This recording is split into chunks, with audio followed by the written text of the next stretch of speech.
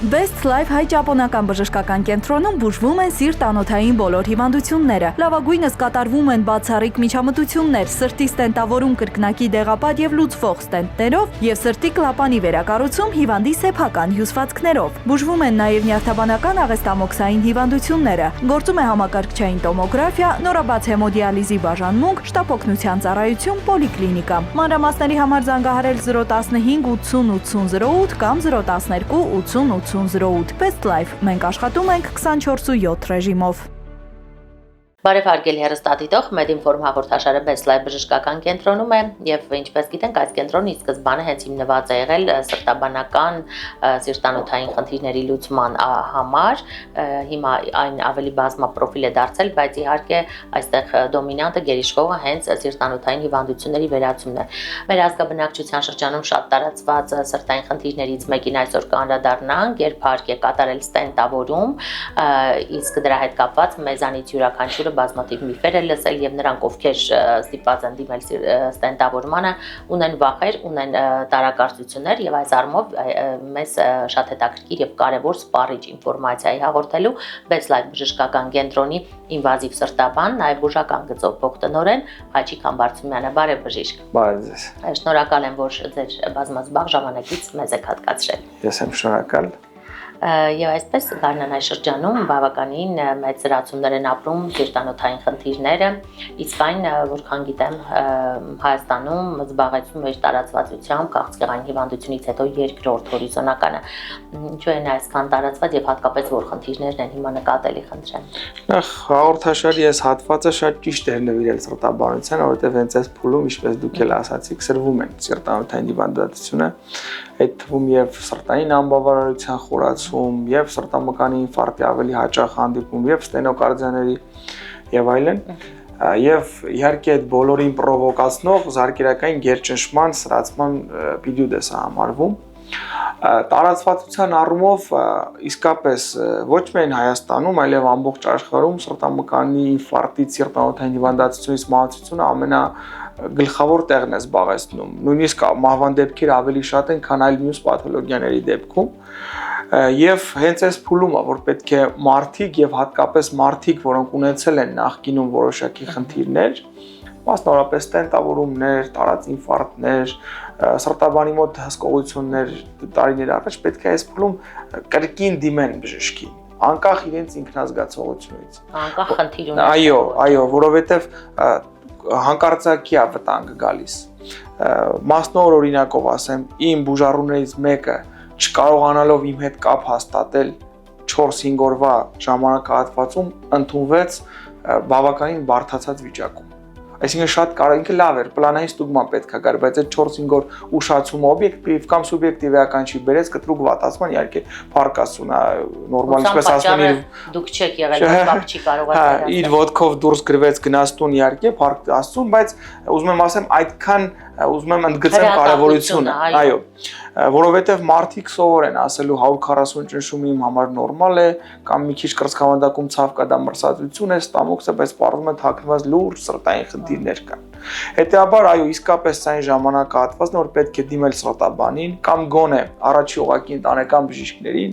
որոնք կատարում են նախնական հետազոտություններ, լաբորատոր քննություններ եւ ուղղորդում սրտաբանի մոտ։ Սա շատ ընդգծված ժամանակահատված է,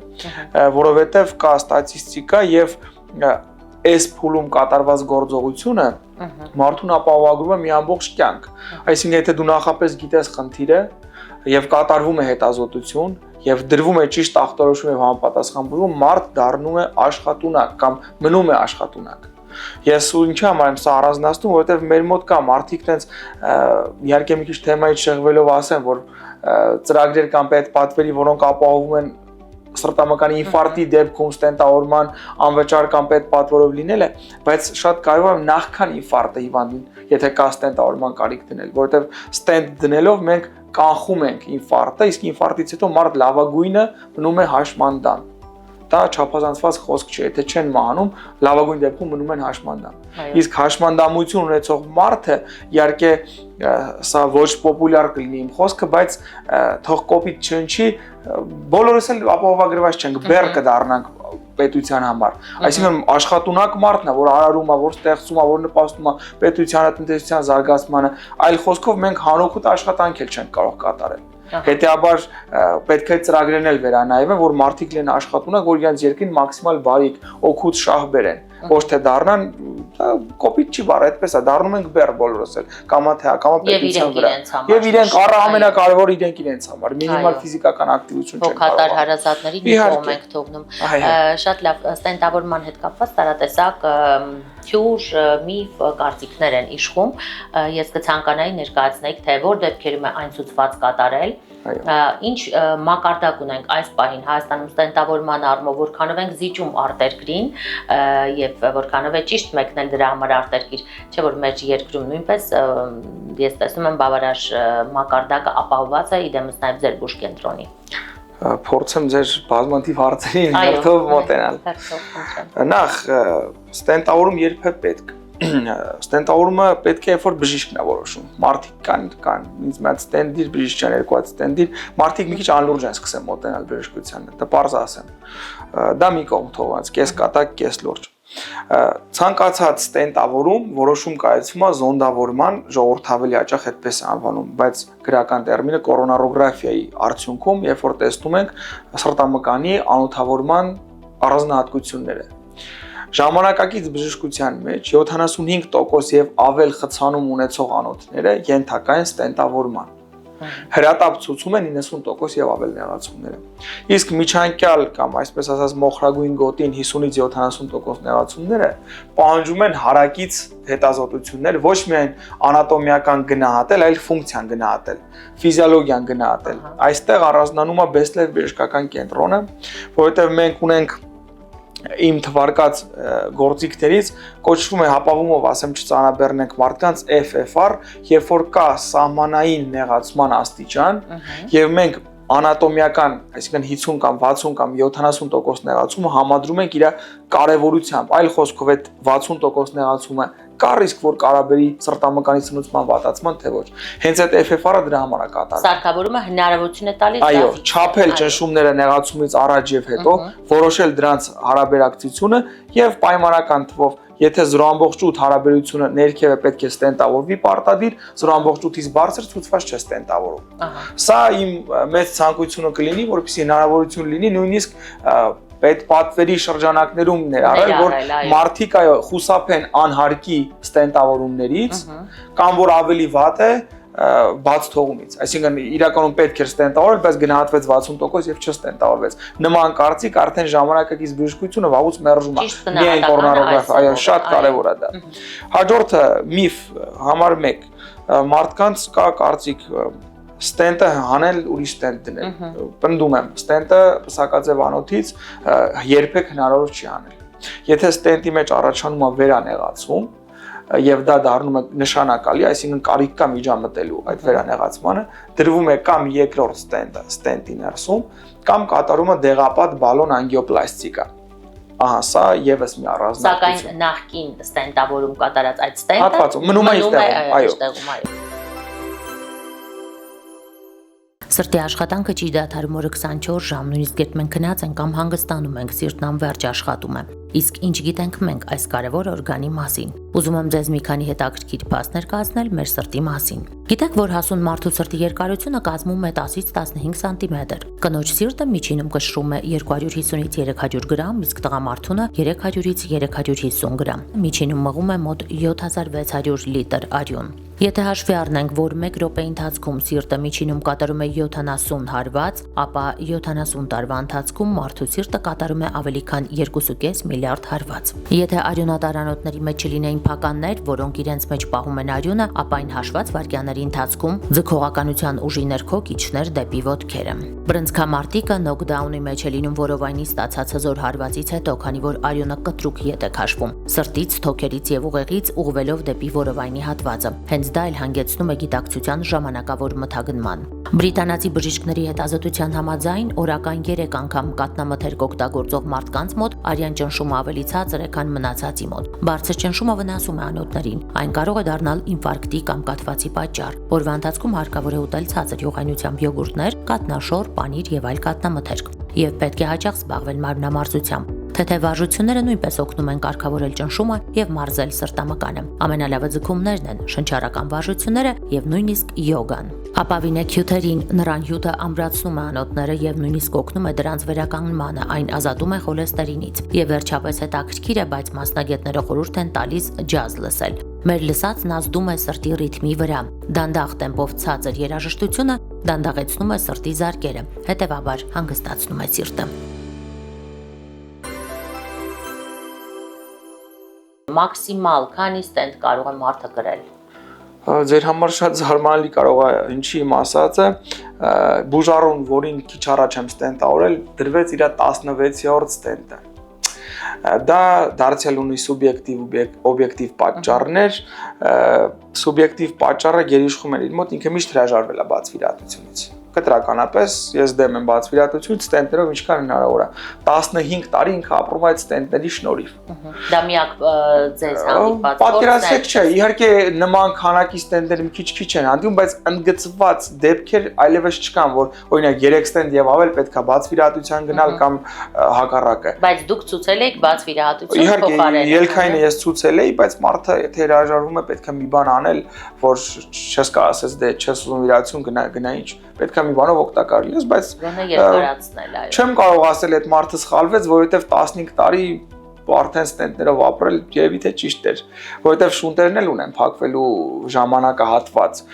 Շունտերը, այսինքն բացվիրատության անցած մարդկանց մոտ այդ կարված շունտերը գոնե 6 տարի հետո պետքա ստուգել, աշխատում են թե ոչ, այդ 5-6 տարին են ժամանակահատվածն, որ սկսում է խնդիր տարալ արդեն կարված շունտը։ Եվ ելնելով ձեր նշած փաստերից, ուզում եմ նաև հարցնել, թե ինչպիսի առավելություններ ունի ստենտավորումը, որ չունի բացվիրահատությունը կամ հակառակը։ Շատ բազմաշերտ է հարցը, իհարկե փորձեմ մեր հեռուստադիտողին ավելի հետաքրքրող ասպեկտներից դիտարկել, այո։ Համար առաջինը մարդկանց միշտ հետաքրքրում է երբ կվերականգնվեմ։ Այսինքն վիրահատությունից հետո քանի օր հետո կարող եմ սա անել, նա անել։ Ստենտավորումը այդ առումով իհարկե փայլուն հնարավորություն է մարդկանց, որովհետև ստենտավորումից 2-3 օր հետո մարդիկ դուրս են գրվում, քայլել, ման գալ, 1 շաբաթ 10 օր հետո նույնիսկ սկսել աշխատանք կատարել, եթե պլանային ստենտավորումը մի շաբաթ հետո թռիչքներ կարող են երկրից երկիր մեկնել եւ այլն։ Ինչու՞ չես ասի բացվիրատության դեպքում։ Բացվիրատության պարագայում վերականգնումը ավելի ծանր է ընթանում։ Կրծքավանդակի վրա մոտ 15 սանտիմետր երկարության կտրվածք, տարբեր մետաղալարերով կարեր տեղադրված, որպեսզի կրծոսկրը ամրանա, 6 ժամանոց վիրահատություն, անեսթեզիա ծավալուն եւ ոտքից հեռացված երակներ, որ շունտ են կարող վերականգնումը ծանր է։ Եվ մարդիկ պրակտիկորեն իրենց առօրյա բնականon գործունեությանը ես կարող եմ ասել մեր կլինիկայի փորձից իհարկե մինիմալ աշխատանքը մենք վիրահատության երկրորդ օրը արդեն երեկոյան սկսում են քայլել մարդիկ, ման գալ եւ այլն, բայց ամբողջական ծավալով 2 ամիսից շուտ չեն վերադառնում իրար, որտեվ գոնե էլաստիկ բինտերը որ պետքա ոտքերին կապեն, հետ վիրահատական գոնե 2 ամիս կապվում, արդեն դա որոշակի սահմանափակում 2-2.5 ստենտավորը շատ արագ է լինում, բայց նորից եմ կրկնում, բաց վիրահատությունը դատավճիռ չէ, մեր մարդկանց մեջ մտած է դա, բաց վիրահատությունը միանգամից սկսում են որոշակի վերապահումներով մոտենալ եւ այլն, այդպես չի։ Գոյություն ունեն փոփոխվող եւ չփոփոխվող ռիսկի գործոններ։ Այսինքն բաներ, որոնք նպաստում են սիրտանոթային հիվանդացությանը, դուք չես կարող փոխել։ Դրանք որոնք են, դա սեռն է, տղամարդկանց մոտ ուզենք չուզենք սրտային հիվանդացությունը ավելի շատ է հանդիպում։ Երկրորդը տարիքն է, 55-60-ից բարձր արդեն սկսում են հանդիպել եւ երրորդը գենետիկ նախատրամադրվածությունն է։ Ուռուցքների պես սա գենետիկորեն փոխանցվում է։ Պապուց հորը, հորից որդուն եւ այսպես սերնդեսերոտ է։ Մենք սրանք այո, ոչ միայն իմ փորձը, դա գենետիկ մակարդակով կատարված հետազոտություններն են դա փոփոխել հնարավոր չէ։ Հետեաբար սա արդեն մի վատ բան է, որ չեն կարող դեմը որևէ ձևով պայքարել։ Հիմա հաջորդը փոփոխվող։ Բայց կան բաներ, որոնք մեզնից են կախված։ Օրինակ, մարմնի ավելորդ քաշ, որը ռիսկի գործոն է եւ մենք հնարավորություն ունենք դրա դեմ պայքարելու։ Երկրորդը, վնասակար սովետներից եւս մեկ անգամ կրկնվեմ, ծխելը։ Պետք է կտրականապես բացառել ծխախոտի օգտագործումը։ Ընդ որում սրտի իշեմիկ հիվանդության մեջ կարևոր չի դու ծխում ես 2 հատ թե 1 տուփ։ Դա ուռուցք չի, ուռուցքը արդեն գլանակների քանակից կախված է, ուռուցքի հավանականությունը թոքերի, բրոնխների, բայց իշեմիկ հիվանդության մեջ չկա մի բան, որ հստակ կապ, ասի լավ 10 հատ ծխի, չկա այդպես բան։ Երկրորդը ալկոհոլի սահմանափակումը չչարաշահել ալկոհոլի։ Եվ իհարկե գալիս են ուղեկցող կամ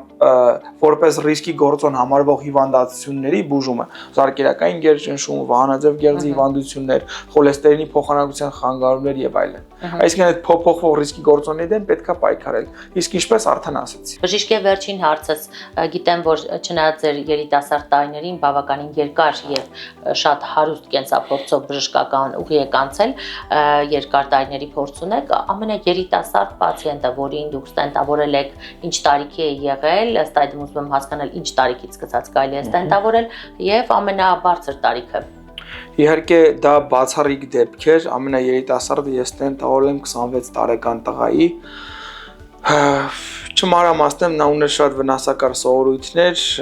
տարբեր նյութերի օգտագործում, կախվածություններ եւ ուներ սարսափելի գենետիկ տրամադրվածություն։ Իր մոր եղբայրը 35 տարեկանում էր ինֆարկտից մահացել, իր հայրը 40-42 տարեկանում էր ինֆարկտից մահացել։ Երկկողմանի, այո, հայրական եւ մայրական գեներով ծանր նախատրամադրվածություններ, դա իհարկե երիտասարդացել է ընդհանուր, բայց ոչ 20-26 տարեկան, դա բացառիկ է։ Իսկ հենց անձամբ իմ ստենտավորած պացիենտը, որ ես եմ ստենտավորել ոչ թե մեր կենտրոնում, տղամարդ էր 94 տարեկան։ 3 ստենտ տեղադրվեց եւ այս վերջերս էլ հերթական ստուգման էր եկել, շատ լավ, առույգ, կայտար։ Իհարկե պացիենտ ունեցել ենք 100 տարեկան ստենտավորված, կճանաչեն մարդիկ, դրա համար չմանրամասնենք ով։ Շատ լավ, առույգ է, որ այդ տարիքում նույնիսկ այո, առողջությունը ինձ համար ուրախալին է, որ 85-6 տարեկան մարդիկ, երբ որ գալիս են պլանային ստուգման եւ առաջարկում ես կորոնարոգրաֆիա, չեն հրաժարվում։ Մարդիկ ապրել են ուզում։ Դա անդորում նոր եմ նկատել, երևի 2 տարի է նկատել եմ այդ տենդենս, որ այդ տարիքի մարդիկ միշտ չէ դե բժիշկ չանելի ինչ բան, բայց արդեն տենց չի, դե ուրախալի է, շատ լավ։ Մոտեցումը կյանքին։ Շնորհակալ եմ բժիշկ եւ այս լավատեսական նոտայով էլ հենց ավարտենք մեր հաղորդումը, դուք այնքան լավ եք ինֆորմացնում ձեր խոսքով ձեր օրինակներով, վստահ եմ բոլորը ստացան այն հարցերի պատասխանները, որոնք պարզապես կապված են ստենտավորման հետ եւ մեզ համար միֆեր էին։ Շնորհակալ եմ եք անգամ եւս։ Հարգելի հեռուստադիտող, շնորհակալ եմ նաեւ ձեզ ուշադրության համար։ Կարծում եմ դուք ստացաք բոլոր այն հարցերի պատասխանները, որոնք առնչվում են սրտի ստենտավորման հետ։ Փորձեք սիրել կյանքը, ինչպես բժիշկը նկարագրեց, հիվանդները սկսել են այն սիրել, այն գնահատել, վերարժևորել ինքներդ ձեր կյանքի մոտեցումները եւ պարզապես առողջ եղեք։ Կհանդիպենք։ Best Life հայ-ճապոնական բժշկական կենտրոնում բուժվում են սիրտ-անոթային բոլոր հիվանդությունները։ Լավագույնս կատարվում են բացառիկ միջամտություններ, սրտի ստենտավորում կրկնակի դեղապատ եւ լուծվող ստենտներով եւ սրտի կլապանի վերակառուցում հիվանդի սեփական հյուսվածքներով։ Բուժվում են նաեւ նյարդաբանական աղեստամոքսային հիվանդությունները։ Գործում է համակարգչային տոմոգրաֆիա, նորաբաց հեմոդիալիզի բաժանմունք, շտապօգնության ծառայություն, պոլիկլինիկա։ Մանրամասների համար զանգահարել 015 80 80 08 կամ 012 80 80 08 Best Life։ Մենք աշխատում ենք 24/7 ռեժիմով։